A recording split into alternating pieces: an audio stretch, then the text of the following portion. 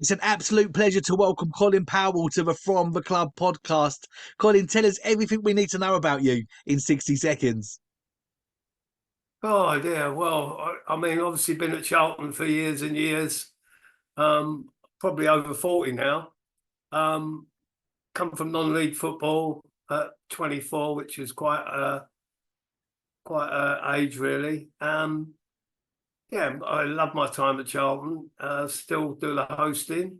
Um, that's about it. Love cricket and love watching Charlton. Brilliant. Well, I'm looking forward to unpacking all of those things over the next half an hour or so, Colin. At what age did you start kicking the ball? When did you realise that you were really good?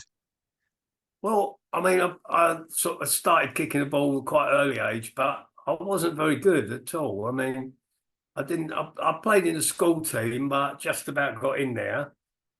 Um, Went to Stevenage, played when I was sort of 16 well, 17 when I was in the first team, but didn't really, wasn't sort of that good, you know. And I just enjoyed my time at Barnet. I was 5 happy years there. We got to the trophy final.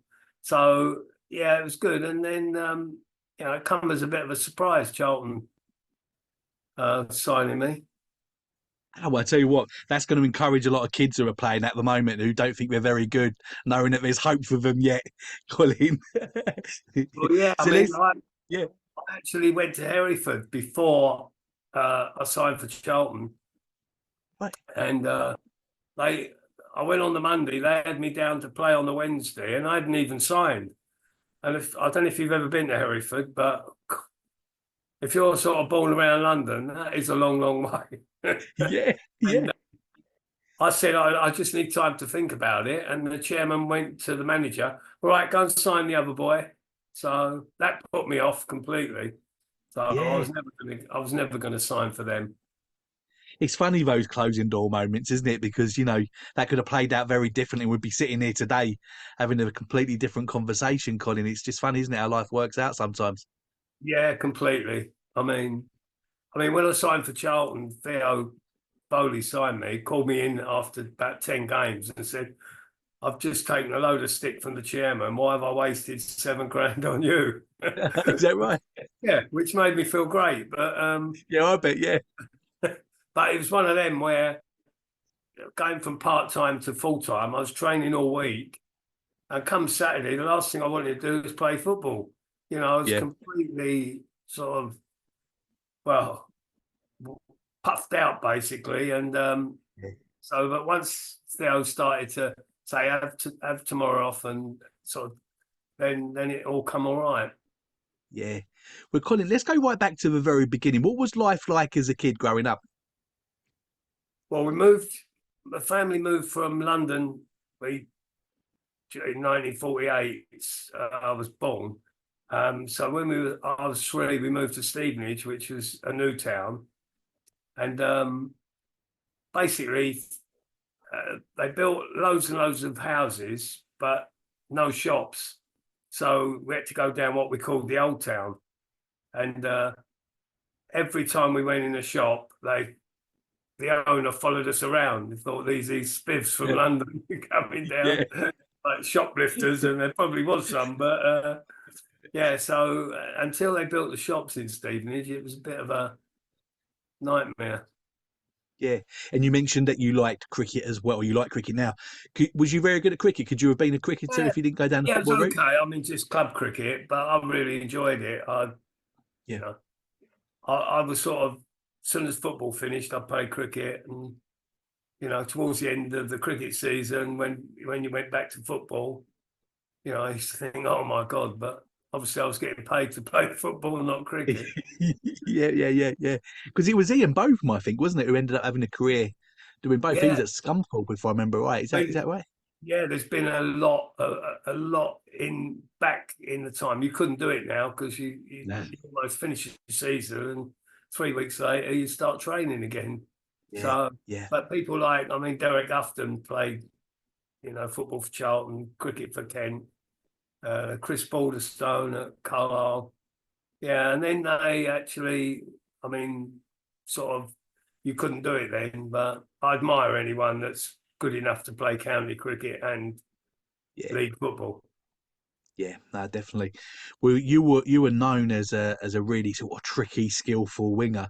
How much of that was natural, and how much of it was taught to you, through the coaches? No, no, I hadn't really been coached. It just sort of come naturally. I had this habit of knocking it past people, and if I couldn't get by them, I'd jump on their back. And now I'd probably be sent off after about 10 minutes. Yeah, yeah, Yeah, that was one of my tricks. yeah. So you obviously mentioned about growing up in Stevenage. What do you remember about actually getting scouted and getting picked up as a kid? What do you remember about that? Well, I played for Stevenage, who went bankrupt. So the whole team went to Cambridge City. The manager took over from Stevenage, took over Cambridge City, and signed all the Stevenage squad. And I was going to go there, and then this fella rang me up and said, "Oh, I'm Barnet manager. Like, would you come and meet me?" So I met him on a miserable night at Potters Bar Station, and there's no one around. I looked over, this fella in a trilby hat and glasses. Thought that can't be him, but it was. It was Dexter Adams that played football for England amateurs, and he what impressed me. He said right from the start. He said, "I've never ever seen you play. Never seen you play. I haven't got a clue what you do or what you don't do, but I've had good reports about you, and I want to sign you." So I thought, well, yeah, I looked at the pitch at Barnet. It was lovely. So Yeah. I just signed. But ironically enough, the first game was against Cambridge City, who I got kicked all over the place by my old mates, who weren't my mates anymore, by the way. You can't make those things up sometimes, can you? Because I think actually one of the first games that Charlton are playing this season is against Birmingham City, which is obviously where Alfie Yeah, May is now, right? So it's just yeah. funny how these things work out sometimes, Oh isn't it? God, yeah, it is, isn't it? Yeah, it's really funny. Yeah, yeah. So you mentioned about the move to Barnet. You spent 5 years there, and you were dubbed the George Best of non-league, wasn't you? At the time, that was Oh, kind of what you was known as. What do you yeah. remember about that? What do you remember about that time? When you look back now, what were the highlights for you I then? just I loved every minute of them 5 years I spent at Barnet. I mean, we got to the trophy final at Wembley with QPR, who were in top division, 0-0 at Loftus Road. Got beat in the replay quite easy. Things like that. And we always done well in the league. Didn't quite good enough to win it because we had a squad of about 14 players. So if anyone got injured, they just carried on. So yeah, and they were 5 lovely years. You're talking about that. I mean, you had a small squad then, and you played in an era where there was no VAR. You could get away with a lot more from the referees. It used to take quite a lot for the referee to get their cards out. So, as a tricky winger, how much did you used to get kicked around? How much, was it quite a physical kind of job for you? Well, I mean, yeah, I used to. I mean, every now and again I would dive, but you play up north at Bolton and you get kicked all over the place. So Yeah, I think you were entitled to actually fall over every now and again. I mean, we played at Bolton one day. This fella kicked me about 5 times. I was laying in about a foot of mud, and the ref went, "One more tackle from him, and I'll have a word with him." So yeah, and I mean, yeah, I used to get kicked, but that do was you all part of remember the any? game. Do you remember any particular opposition players or teams that were particularly hard to play against? Um, no, I mean, there's quite a few. Like Tony Dunn went from Man United to Bolton, and he was difficult. But all the players that went for like John Bailey and Kenny Sampson, I always used to play well against Kenny Sampson because Andy Nelson said, "Let him go forward, and you're a better crosser than him, and don't worry, don't pick him up, let him go." Yeah, So I yeah. used to say to Ken before the game, "See you later," and we never sort of saw each other until the final whistle. And he was some player, wasn't he? Was that when he was Yeah, at Palace or at Arsenal, Colin? yeah, Palace, and when he was at Yeah, Palace, played against him, yeah, but yeah, yeah, he had a yeah, great career at Arsenal as well. yeah. So how did you find out that Charlton were interested? Well, the manager of Charlton, Barnet, was a fellow called Tommy Coleman, who knew Les Gore, who Les Gore was sort of chief scout under Theo.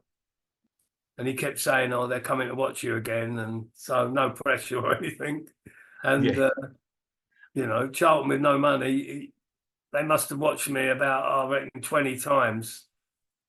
Theo over one side, Les Gore over the other, seeing how I reacted to being kicked, um, and we actually played a pre-season friendly against Charlton when I was at Barnet, and Phil Warman told me, he said, Theo said, kick him as hard as you can, see how he reacts. So that was good, right. wasn't it? Yeah, Anyway, I got through that test with Phil kicking me for 90 minutes. And yeah, the rest, signed for Charlton. So, yeah. Obviously, today with the internet and social media, there are almost transfer rumours every single day, isn't there? There's yeah. lots of noise. But during that time when you knew that Charlton were looking at you, did you hear of any other clubs or any other scouts that were keeping an eye on you? Did you come close to signing for anybody else? No, not really. Only, say, Hereford. There was always rumours about Sheffield United, but I, I was just so happy. I didn't really want to go anywhere, which Yeah, some people would say that's lack of ambition, but if you're happy somewhere, really happy, yeah, then yeah, you know why move for a few yeah. quid, which it would have been in them days. It wouldn't have been thousands, that's for Yeah, sure. that's right. Yeah. So what was it like then making the transition from non-league football into the football league, Colin? What do you remember about that? Yeah, it was quite hard. I was Barnet training one night a week, and obviously go to Charlton, and there was the old regime where if you lost, you played badly, which is not always the case. So you can lose Yeah, 1-0 and play really well. So it was running up and down the terracing, and it was, yeah. And I say, come a Saturday, I didn't feel like playing football. I was just completely sort of tired out. But so we got over that in the end. yeah. And what do you remember about your first impressions of the club? I mean, Charlton's an impressive club, isn't it? It's big in South London, and you've always had a good ground. And how long did it take you to settle into the club and to make Well, friends with all your new teammates? yeah, not that long. It was just one of those. Well, you, you sort of I obviously knew Phil that had kicked me for 90 minutes, so Yeah, it was, yeah, and yeah, quite quickly. Yeah, it's just they were good bunch of lads, that all got on well. So yeah. yeah, Over your time there, who ended up becoming sort of your closest mates at the club? Who particularly stood out for you as your sort of best um, friends? well, sort of later on, Dick Tideman, little Richie Bowman, who was very unlucky to get let go by Charlton. Um, yeah, I still talk to Dick Tideman now. Obviously, Derek Howes and Mike Flanagan. Yeah, But most of them, most of the lads, um, that haven't passed away are, yeah, good lads. Sure, Peter Shaw comes to Charlton every game. yeah. So yeah, no, they're good lads. Yeah. Was you a player? I mean, obviously, as fans, we always think about the emotions of a game. When we see our team score, obviously, there's no feeling like it. So we can't even imagine what that must be like for you as a player. What do you remember about those emotions and kind of, how hard was it to miss them when you ended up stop playing, Colin? Yeah. Oh, I mean, scoring goals. I didn't score many, but I loved it. It's great feeling.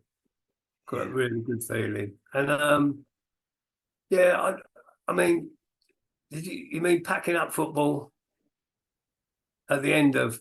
I mean, at the end of my career, I didn't really miss football that much. I missed because my legs wouldn't run anymore. Yeah, So I knew it was time, but it's the camaraderie coming in the dressing room and, you know, wearing a Larry shirt and get stick all day and things like that. But yeah, yeah, that was I mean, Andy Nelson sort of let me go in, I think it was a 79, 80, and then Mike Bailey took over and I played every game in the season that got promotion. So, yeah, yeah, yeah, you yeah, know, yeah. We talk about the emotions of the game and obviously the highs of scoring a goal. You know, was you a player that ever got nervous? And in particular, obviously, how memorable was it making your debut for Charlton? What do you remember about the emotions of being told that you were going to start a game? well, yeah, I mean, Theo told me I signed on the Monday, and Theo said to me, "I'm going to not play you to start with, just bring you through very slow, and you know it might take a month, 6 weeks before I put you in the first team." On the Wednesday night, I got beat 4-0 at Bolton. He called me in Thursday and went, "Right, you're playing Saturday." So I didn't have a lot of time to think about it. So yeah, Theo, yeah, was no, he's a good man. Yeah. And you see players in the modern game today, you know, there's lots of superstitious players. You see players that, you know, want to always come out third, you know, in the lineup, or you have players that have certain sort of things that they do, that put the right boot on before the left boot sort of thing. Did you ever have anything like that, Colin? No, nothing really. I think I always put me right boot on first, and then but Yeah. nothing. No, nothing. I mean, Keith Peacock used to bring the ball, keep it up, and volley it in the net before a game. Is If that he right? ever Yeah. rolled it, we all thought, "Oh my God, how many are we Yeah. going to get beat today?" But he was, yeah. Yeah. And what do you remember about your first Charlton goal? Oh, God, I think it could have been against Watford at home. I think I'm not sure about that. No, I was obviously delighted. I mean, we were having a bit of a dodgy time then. You know, the first year I signed, I think we played Halifax, and I think there was 3,000 there. So it took a bit of time to get a decent side, but you know, people forget Theo signed Mike Flanagan, Derek Howes, myself, um, for nothing practically. Well, seven Yeah. grand. Yeah. Amazing. Yeah. Uh, Incredible. Incredible. Well, you ended up spending 8 years in a Charlton shirt. What are some of your favourite memories as you look back, Colin? Scoring at Palace. Um, yeah, I mean, if we'd have won the game or drawn it, I'd have been happier, but we lost. But I really enjoyed that. I show me grandkids all the time that goal.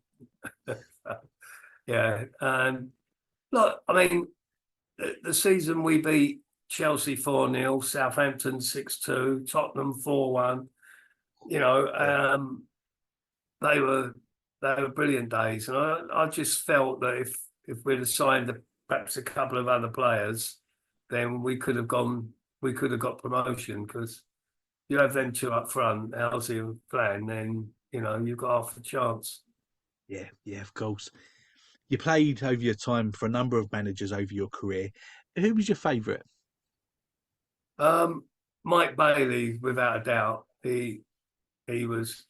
I mean, a lot of people have a go at Andy Nelson, but he was a funny fellow. I mean, he sort of played me every game, never said well done once. Now, I work on a theory. I must have had a couple of good, decent games, but he wasn't one to shower you with praise.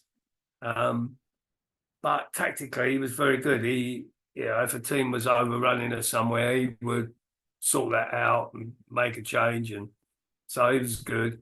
Theo was fine. I mean, got on really well with him, but Mike Bailey was um, just he knew exactly how you you sort of felt. He'd call you in if you. And we didn't lose many under Mike Bailey. That year we got promotion. We had some great results, but he would if you had a game you'd thought, well, I didn't play that well. He'd call you in on the Monday and go, "Don't worry, you're playing Saturday, so keep your head up. Away you go."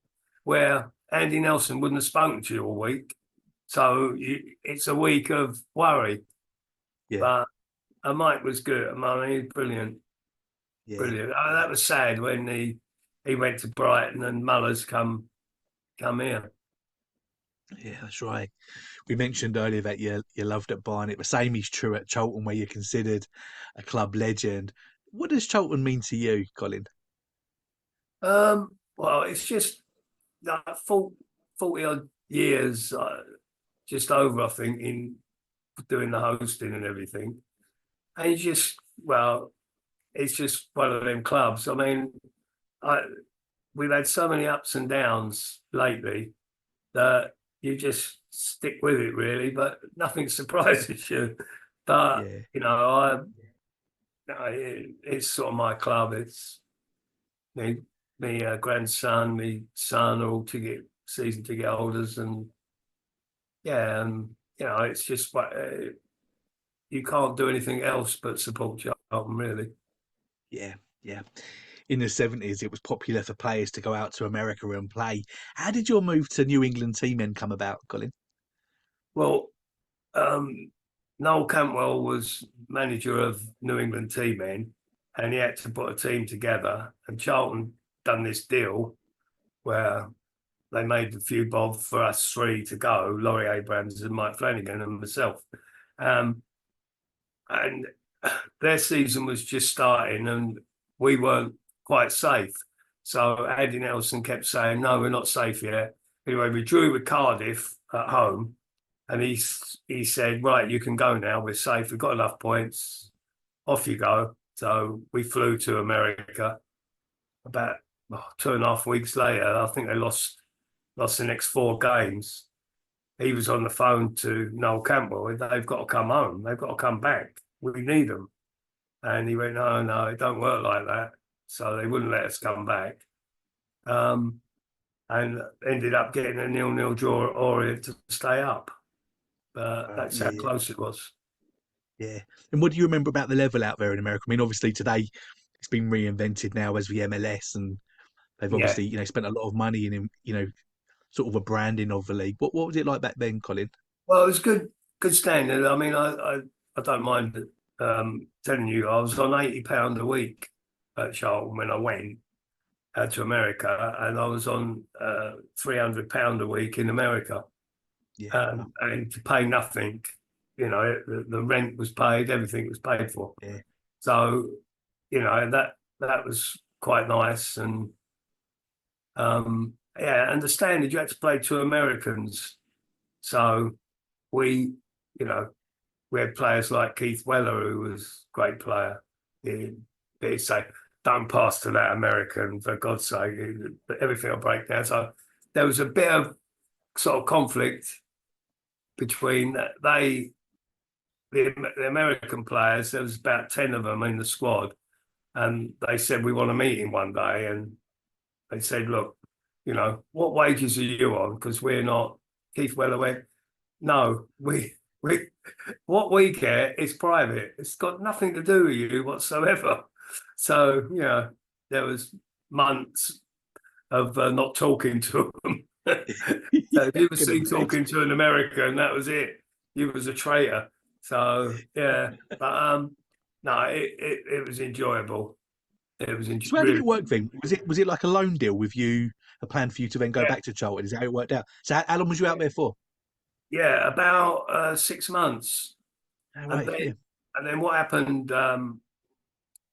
New England had to buy another player. They had too many loan players, so they bought me for 87,000. 3 weeks later, I'd come back to Charlton on loan, but now I was now a New England player because I'd signed for them, um, which I didn't know. I thought this was all part of the deal. yeah, So yeah, the chairman of New England come back to England with me and said, like, "I'll sort it out all for you." So 3 weeks after paying 87,000 for me, they said, "You can come back for 20." And Andy Nelson and Michael Glickstein went, "Oh no, we're not paying that." So I was in like bit limbo for a little while. And Yeah, in the end, the New England it's owned by Lipton's went. I'm telling you, if you don't sort this out, I'll lift your club up and drop it in the Thames. Said to Michael Glickstein. So yeah, it wasn't very pleasant, but yeah, yeah, finally sorted it, yeah. money Well, out. then in 1981, you ended up moving up the A2 to the Gills. How did you know that your time at Charlton was coming to an end, and how did you end up at Gillingham?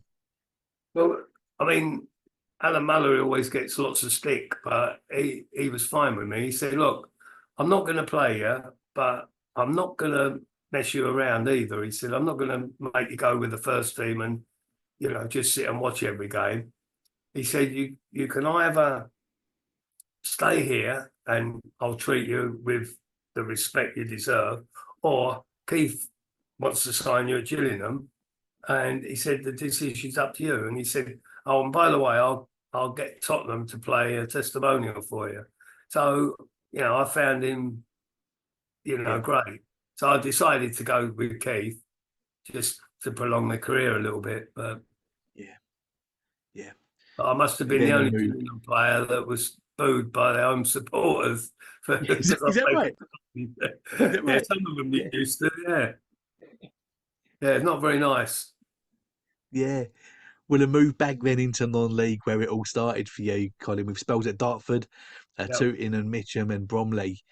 You did that having picked up a profile, having obviously played in the league.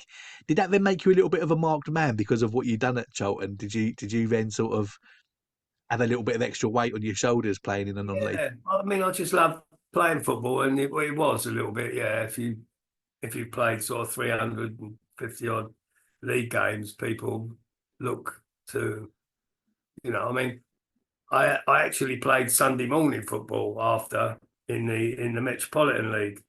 So you can imagine that, can't you? Yeah, yeah, Well, he don't look very good, yeah, but he's now 40.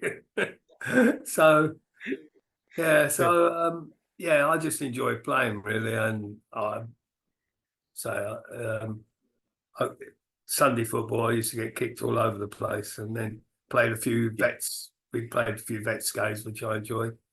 Yeah. Well, when you played, you had these really big shin pads, but it always worries me now when you see these modern players. They seem to have the smallest shin pads in the world, Colin, don't they? Have you seen them? No, I know. I mean, I don't think. I mean, these different kind of boots. I mean, they used to play big long studs, and I mean, if you got caught, Yeah, you had to wear long studs because the pitches were sort of 6 inches high, yeah, deep in mud. So, but yeah, I mean, they do seem to play when their socks rolled down, and it must be such a small shin pad. yeah. No, that's right. That's right. And we're recording this a day before the Charlton Portsmouth final pre-season friendly, the first one at the Valley, and of course we're looking forward to seeing a brand new pitch. Now, when we talk about pitches, you obviously at the end of your football career then came back and had this successful second career as the Charlton groundsman. How did that all come about? Well, I always loved groundwork. Used to do the wicket at Stevenage when I was a kid, and just really enjoyed it. And I got a job at Westminster School coaching and doing the ground, and another guy coached cricket and done the ground. And just doing my job one day and fell him up, and he went, "You Colin Powell?" I went, "Yeah." He went, "I'm Roger Alwyn, Charlton chairman." He said, "We're going back to the Valley. Do you fancy coming back as groundsman?" So it didn't take me long to decide that. I Yeah, mean, yeah, okay, okay. yeah, Yeah, and obviously to start with, it was brilliant, but the end, couldn't even afford a bag of grass seed. So, and the drainage had gone. So it's a horrible feeling looking out your window and it's pouring the rain, and when you get to the valley, it's going to be underwater. So that yeah, wasn't a very good time for me. yeah. Well, it's a very different time now. I've seen photographs of a picture we're going to be seeing tomorrow. It looks unreal, doesn't it, Colin? Oh, it's yeah, great. he's a good kid as well, Jonathan, that does it. So I often go down and look at it, and yeah, it'd be fantastic. And Yeah, yeah, I mean, it's completely out of this world, really. yeah. Your association with the club continues. You're back working at Charlton these days. What is it that you do on a match day, Colin? Well, we do a bit of hosting. Peter Garland and Bob Boulder and myself walk round the tables and not talk a load of nonsense, but Bob shows them his European Cup winners medal, and yeah, no, it's good. I mean, you meet so many nice supporters. Yeah. I've been there years and years, so yeah, it's lovely. So yeah, we just mingle in and talk to people and tell them what we think of the game, and yeah, it's good. But great stuff. Well, hopefully it's going to be a very exciting season this year with lots of wins. So lots of positivity, hopefully, at all the home games. We're going to take a very quick break, Colin, before coming back to ask you the signature from the club questions.